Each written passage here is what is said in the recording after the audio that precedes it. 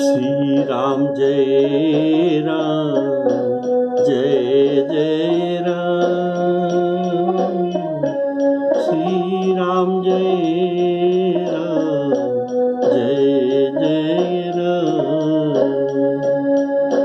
श्री राम जय राम जय जय राम। श्री राम जय राम जय जय राम। श्री राम जय राम जय जय राम।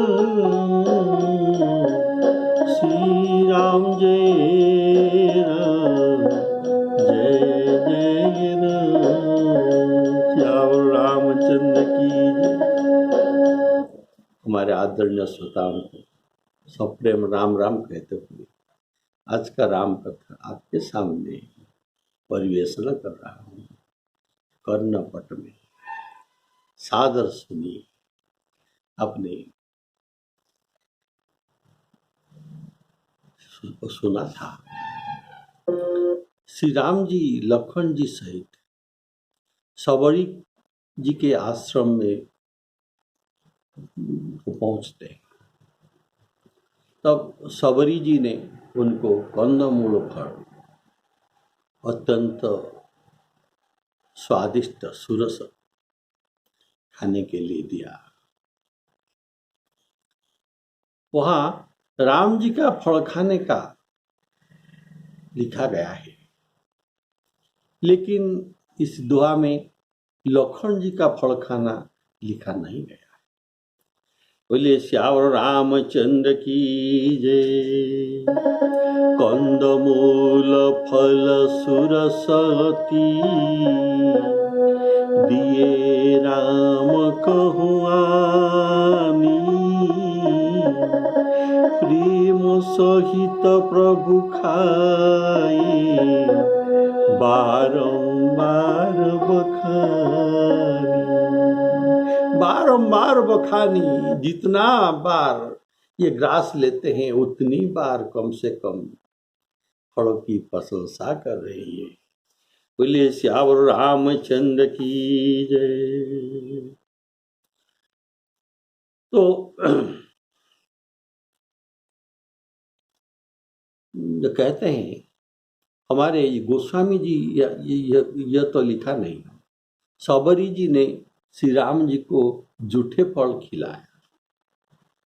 आप अब देखेंगे वाल्मीकि रामायण में, अध्यात्म रामायण में और श्री रामचरितमानस रामायण में कहीं भी राम जी का जूठे फल खाना ये वर्णित नहीं किया गया है।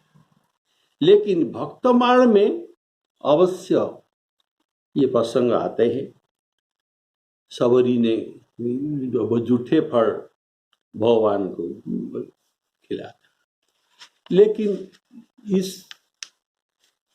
विषय में कुछ संतों ने उनका मत व्यक्त किए हैं कि वही वन में बहुत दिन से रहती आई है ये सबरी, और सब वृक्ष का फल ये चख चख कर रखा था, इसीलिए चख कर दिया। लेकिन ये पहले से चख कर रखा था।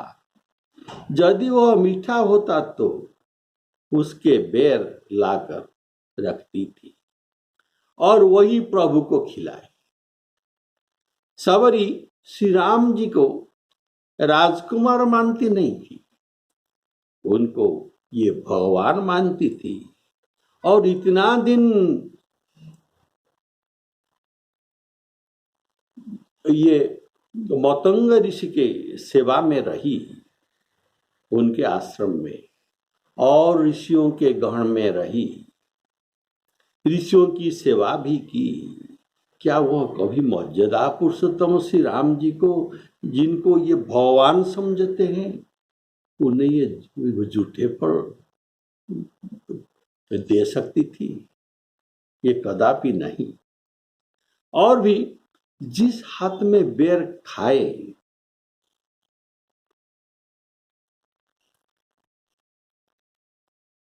वन में घूमते समय सबरी जिन हाथ में बेर को चखे अर्थात बेर को खाए, वही जूठे हाथ में ये तोड़ी थी। क्या यह जो पानी लेकर हाथ धोने के लिए, बारंबार हाथ धोने के लिए ले गई थी? क्या जूठे हाथ में बेर तोड़कर लाना, क्या वह भगवान के योग्य था? लेकिन प्रेम की गली कुछ और है। कितना प्रेमी भी होते हैं जो बिना चखे भगवान को अर्पण नहीं करते थे। कहीं ये स्वादिष्ट न हो तो हमारे भगवान को अच्छा नहीं लगेगा, इसलिए पहले चख देते हैं। और कहीं नमक का जो कम हो गया और किसी वस्तु का कम हो गया तो उसे शुद्ध करके भगवान को अर्पण करते हैं। ऐसा भी कुछ ये प्रेमी है। और लेकिन हम जो जानते हैं भगवान को चक्कर जूठे फल खिलाना ये अधर्म है। लेकिन प्रेम पंथ में अधर्म को भी धर्म कहा जाता है। जैसे वसुदेव जी कंस के आगे प्रतिज्ञा की थी कि जितना लड़के देवकी का जन्म होगा ये सब उनको दे देंगे। लेकिन जब श्री कृष्णचंद्र जी जन्म हुए उनको नंद के घर पहुंचा दिया। क्या यह अधर्म नहीं था? लेकिन ये धर्म था।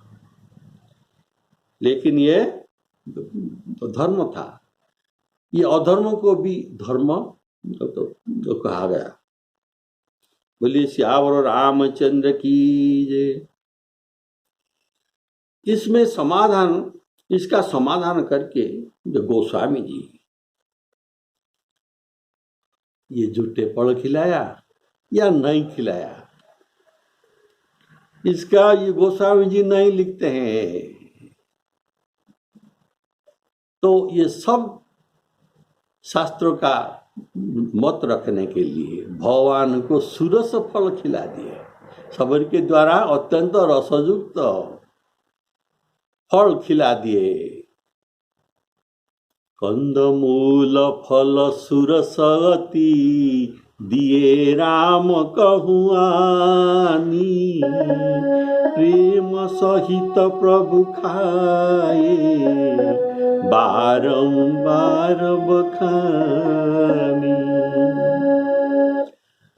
और इस सुरस पद देकर ये गुप्त रीति से दर्शा दिए।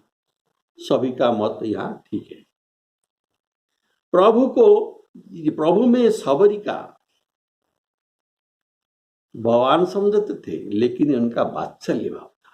ऐसा भक्ति में कुछ भाव होते हैं, वात्सल्य, श्रृंगार, शांतरस, सख्यरस। ऐसे भगवान में सबरी का वात्सल्य रस था, वात्सल्य भाव। इसी भाव से जूठे फल खिलाना कोई अपराध नहीं। क्या माता अपनी बच्चा को जब खिलाता है, कहीं ये ज्यादा गर्म है इसीलिए चख लेता था, कहीं ज्यादा तीखा हो गया है इसीलिए चख लेकर उनको बच्चा को खिलाता, तो ये कोई अधर्म का बात नहीं है। तो ऐसे विभिन्न प्रकार समाधान किया जाता है। इसी भाव से जूठे फल खिलाना कोई आपत्ति नहीं, वात्सल्य भाव में। फिर आगे प्रभु स्वयं उसे कहती है कि मैं केवल भक्ति का नाता मानता हूँ, प्रेम का नाता मानता हूँ, प्रेम ही मुझे प्यारा है। राम ही केवल प्रेम प्यारा, जान ले जो जान निहारा। और यहाँ भगत श्री राम जी कहते हैं, मानहु एक भगति करना था। बोलिए सियावर रामचंद्र की जय। श्री राम जी कहते हैं, मैं भक्ति का नाता ही मानता हूं, मुझे जाति पाति का कोई सरोकार नहीं है। फिर वे हाथ जोड़कर सवरी प्रभु को खिला दिया सुरसफल। फिर उनके आगे हाथ जोड़कर खड़ी हो गई। प्रभु को देखकर सवरी का प्रेम अत्यंत बढ़ गया।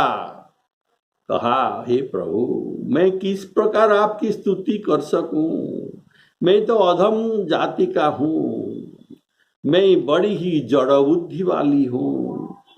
हे अघारी, अघारी जो पाप पुंज को नष्ट करते हैं, आप पाप के नाशक हैं। जो अधम से अधम भी अत्यंत अधम स्त्रियां जगत में है, उन सब में मैं मंद बुद्धि हूँ। सबसे बड़ा मंद बुद्धि मैं ही हूँ स्त्रियों में। बोलिए सियावर रामचंद्र की जय। जोरी पानी पानी जोरी आगे भई ठाड़ी, प्रभु ही बिलो की प्रीति अति बाड़ी। प्रभु ही बिलो की प्रीति अति बाड़ी। केही विधि स्तुति करऊं तुम्हारी, अधम जाति में जड़मती भारी। अधमते अधम अधम अति नारी, अधमते अधम अधम अति नारी। तीन मोह में मति मंद घारी। श्री राम जय राम, जय जय राम।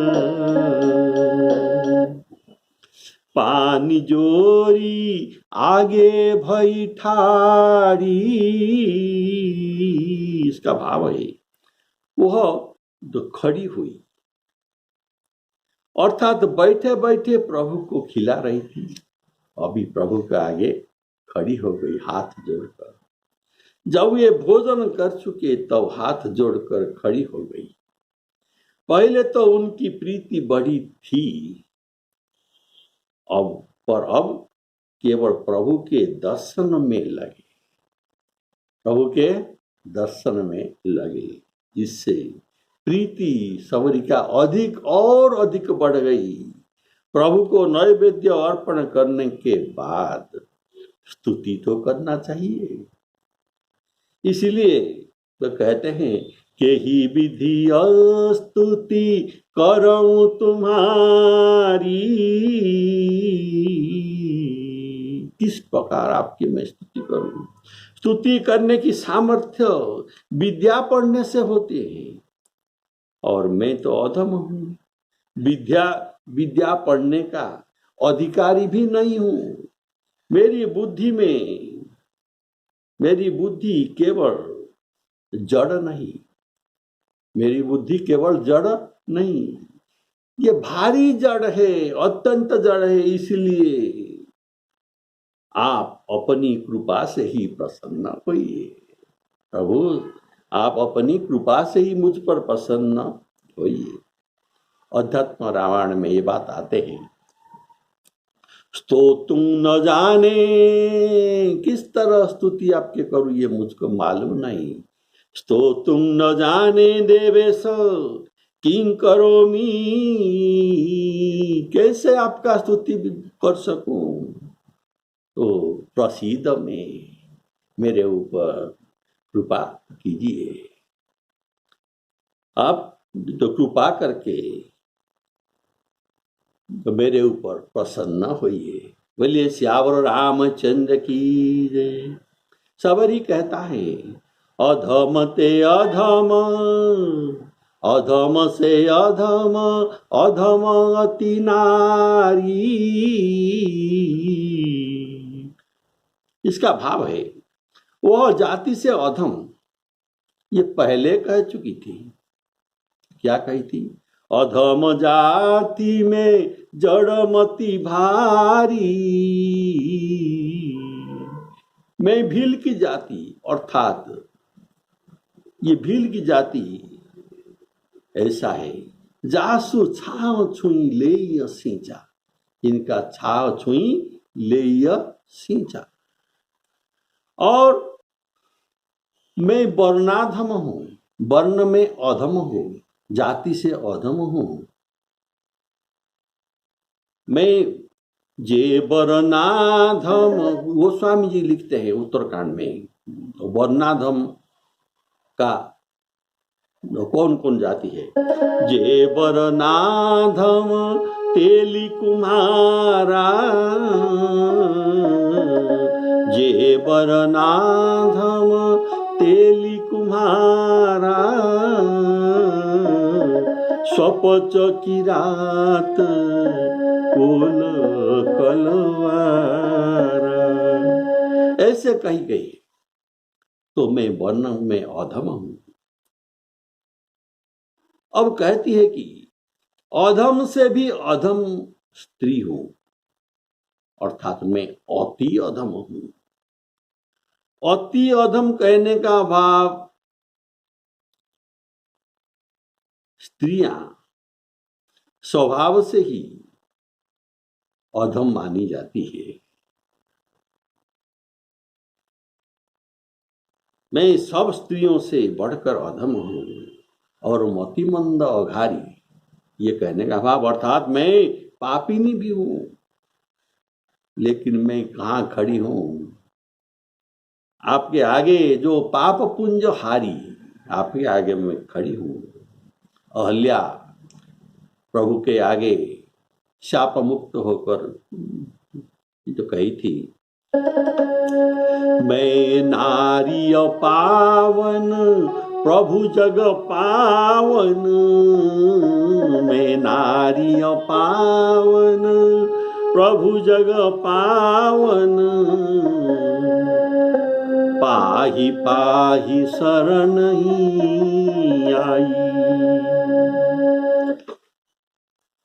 सबरी कहती है, हे स्वामी, मैं आपके सामना होने का भी योग्य नहीं हूं, आपके सामने खड़ा होने का भी मेरी योग्यता नहीं है, और आप तो जगत पावन है। आपके जगत पावन गुण को समझकर मैं आपका शरण में हूं। आप तो कहते हैं, सन्मुख होई जीव मोहि जवही, सन्मुख होई जीव मोहि जवही, जन्म कोटियग नासहित वही। श्री राम जय राम, जय जय राम। जो प्रभु के सन्मुख होता है उनका पाप नहीं रहता। तो रघुनाथ जी इनके बात में प्रसन्न हुए। भगवान को इस बात का प्रसन्नता है, जैसे विभीषण कहा था, क्या मैं आपके शत्रु का भाई हूं। नाथ दशानन कर में भ्राता,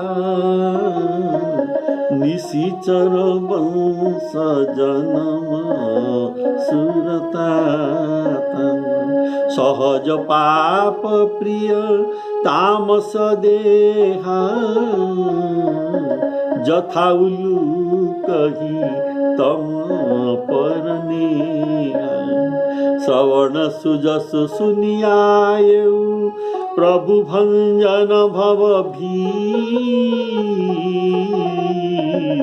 त्राहि त्राहि आरती हरण शरण सुखद रघुवीर। यहाँ भी वही भाव आता है, जो अपने को न्यून मानकर प्रभु, अपने छोटा मानकर अपना अवगुण सब भगवान को कहते हैं, ये प्रभु को प्रिय लगते हैं। रघुनाथ जी सबरी को बोलते हैं, हे भामिनी मेरे बात सुनो, मैं तो मात्र एक भक्ति का ही संबंध मानता हूँ। जाति पाति कुल धर्म बड़ाई धन बड़ कुटुंब गुण चतुरता, ये 10 इनके होते हुए भी भक्ति से रहित मनुष्य शोभा नहीं देता। ये कैसे शोभायमान है? जैसे बिना जल का मेघ आकाश में शोभाहीन देख पड़ता है। कहो रघुपति सुनु भामिनी बाता, कहो रघुपति सुनु भामिनी बाता, मानो एक भगति करनाता। जाति पाति कुल धर्म बड़ाई धन बल परिजन गुण चतुराई। भगतिहीन नर सोहई केसा, भगतिहीन नर सोहई केसा। बिनु जल बारिद देखिय जैसा, बिनु जल बारिद देखिय जैसा। तो कह रघुपति सुनु भामिनी बात। इसमें भाव, सुंदर भाव सुनिए। प्रभु इतना बड़े होते हुए भी जिस शब्द से सीता जी को संबोधन करते हैं प्रभु, सीता जी को संबोधन प्रभु कैसे करते हैं?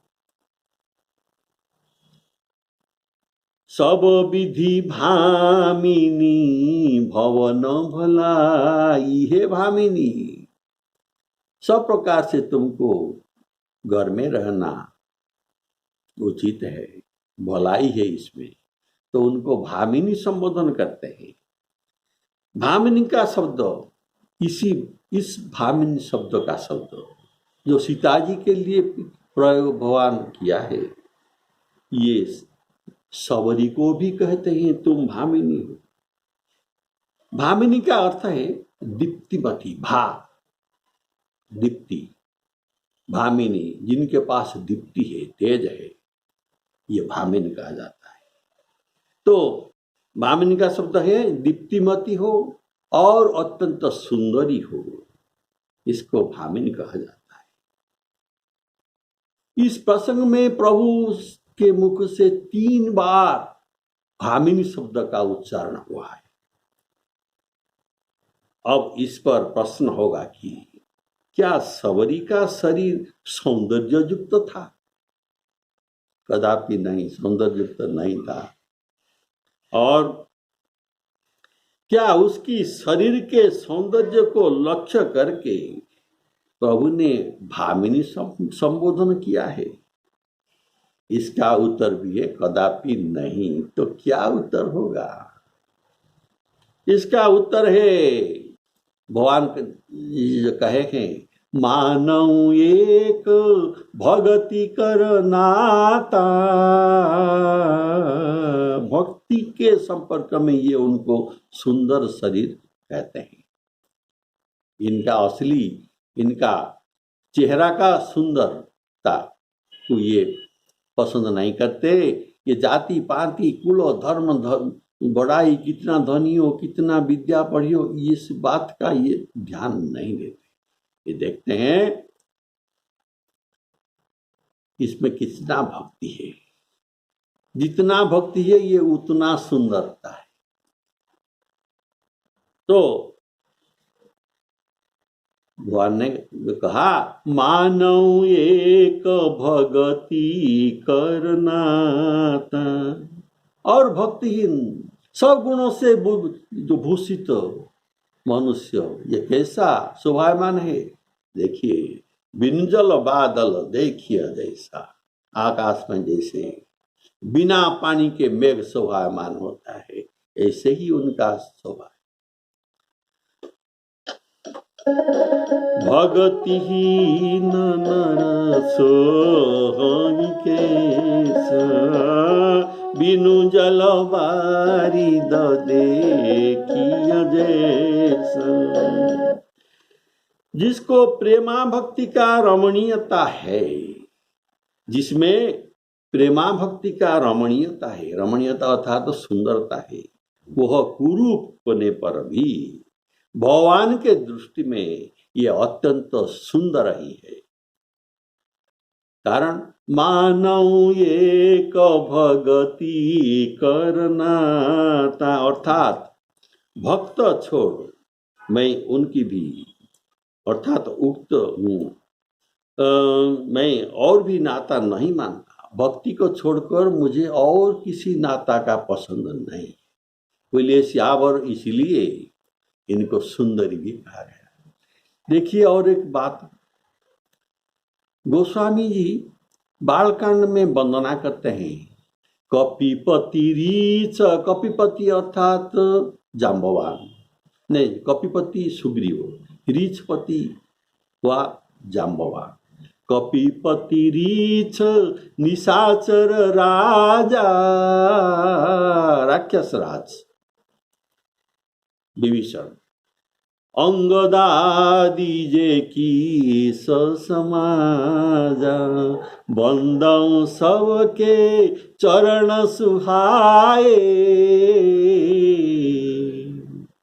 सबके सुंदर चरण को मैं वंदना करता हूँ। क्या भालू के चरण और बंदर का चरण, राक्षस के चरण क्या सुंदर होता है। लेकिन ये सुंदर कहकर उनका वंदना करते हैं। क्यों वंदना करते हैं? बंदौ तीन के चरण सुहाए, कारण अधम शरीर राम जी न पाए। अधम शरीर में ये बानर भालू राक्षस ये सब अधम शरीर है, लेकिन राम जी को प्राप्त किया, इसलिए उनके चरण कमल को मैं वंदना करता हूँ। इसलिए सवरी अत्यंत सुंदरी है जो राम जी ने कहा है, भामिनी। बोलिए श्यावर रामचंद्र की जय। भगवान भक्ति में ही प्रसन्न होते हैं। श्रीमद् भागवत में जो वर्णन है, भक्त्या तुष्यन्ति केवल, भक्त्या तुष्यन्ति केवल ही, केवल भक्ति में ही माधव प्रसन्न होते हैं। न च गुणे ही, गुणों के द्वारा ये प्रसन्न नहीं होते। इसका कारण भक्ति प्रिय माधव, भक्त्या तुष्यन्ति केवलैः न च गुणैः, भक्ति प्रियो माधव। माधव बोलिए श्यावर रामचंद्र की, अर्थात माधव भक्ति से ही प्रसन्न होते हैं, गुणों से नहीं। उनको भक्ति प्यारी है। भगवान गीता में कहते हैं, देखो मैं सब प्राणियों को समान देखता हूं और सब प्राणी मेरे लिए समान है। न मेरा कोई देश पात्र है और न कोई प्रिय प्राप्त भी है, परंतु जो मुझको भक्ति से भजता है वे मुझको है, ये मुझ में है, ये मुझ में है और मैं भी उनमें हूं, अर्थात भक्ति प्रिय माधव। ये गीता का ये श्लोक सुन लीजिए।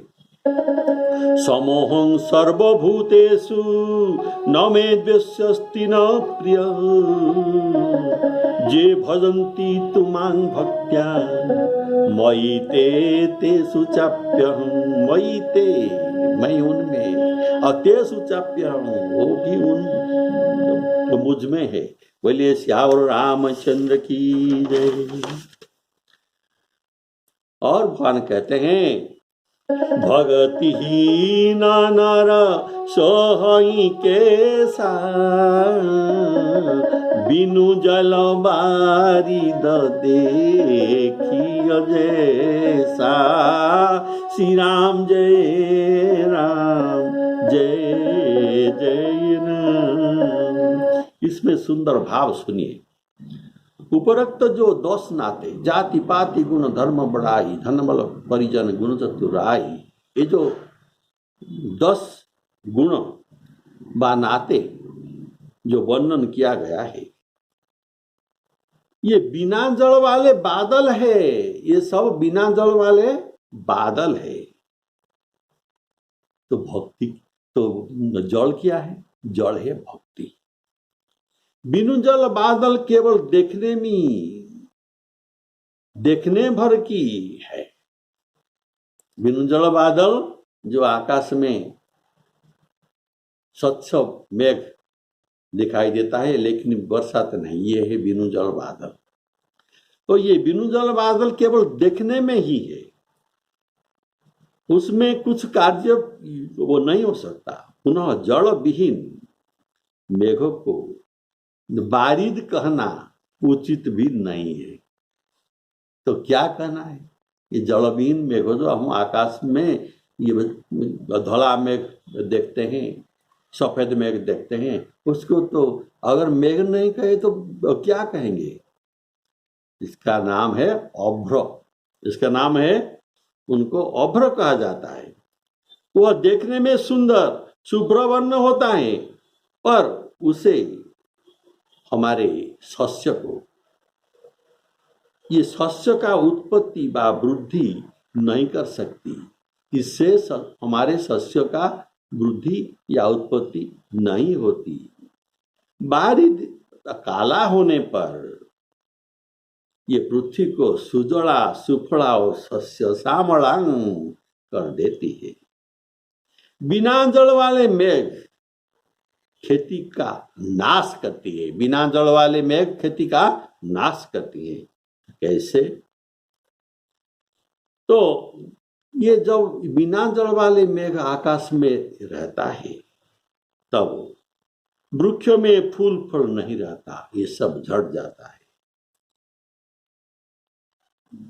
पुष्प फल गिर जाता है और सस्य में वृक्षों में कीड़े लग जाते हैं। तो इसलिए ये वृक्ष और सस्य का नाश करने वाला है। वैसे ही भक्तिहीन नर जो बिनु जल तो बादल जैसा, ये किसी का उपकार में नहीं आते, वरम ये दूसरों के अनिष्ट कर बैठते हैं।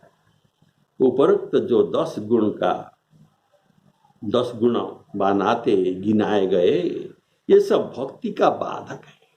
ये सब भक्ति का बाधक है। सुग्रीव जी श्री राम जी के आगे कहते हैं, सुख संपत्ति परिवार बनाई, सुख संपत्ति परिवार बनाई, सब परिहरि करी हम सेवका। इसका भाव है, आप मुझे सुख संपत्ति राज्य सब कुछ दिया, स्त्री दिया, ये सब सुख पाकर मैं आपको भूल गया। इसलिए अब ये बात, ये सब चीज मुझे नहीं चाहिए। इसको परिहरी अर्थात मैं त्याग करके आपके भजन करता रहूंगा। सुख संपत्ति परिवार बढ़ाई, सब परिहरी करी हम सेवकाई, किस लिए परिहार करूं? ना ये सब राम भगति के बाधक, कहीं संत तव पद अपराधक। ये सब बोलिए सियावर रामचंद्र की जय। श्री राम जी कहते हैं, सबरी माता, मैं तुझसे नवदा भक्ति कहता हूं, तुम मुझसे सावधान होकर सुनो और मन में धारणा करो। नवधा भगति, नवधा भगति कहूं तो ही पाही, सावधान सुनो धर मन माही। लेकिन ये नवदा भक्ति प्रसंग आप अगली एपिसोड में जरूर सुनेंगे। बोलिए सियावर रामचंद्र की जय। श्री सीतारामा प्रणाम।